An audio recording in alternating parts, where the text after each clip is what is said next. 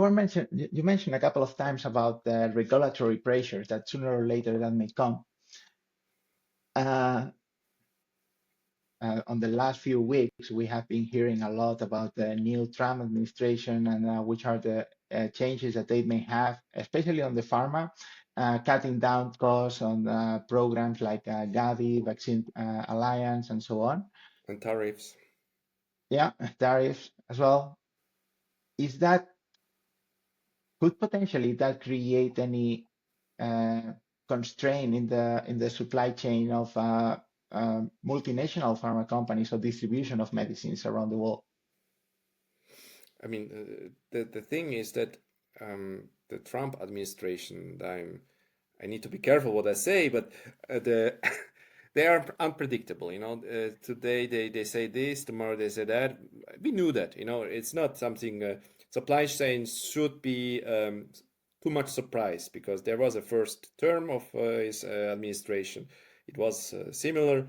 Now he's back for another 4 years, and then it will change again. But that's supply chain. It needs to adapt to the situation, and probably the best companies already proactively were creating some, let's say, stocks, maybe stocks in some fields. If we call the tariffs, we saw that big pharma, they were shipping like crazy just before the tariffs were implemented, goods to the US to have more room for to act, because when you have no time to act, you need to react, and that becomes expensive.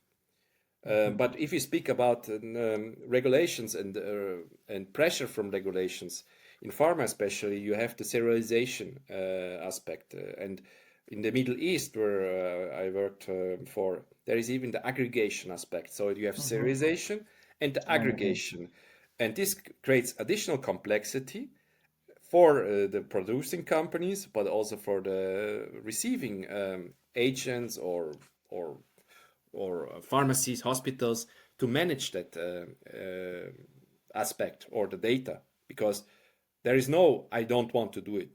You need to do it. The pressure is there, so you need to work with data. You need to be efficient working with data. You need to have connected data with your providers, service providers, transportation companies,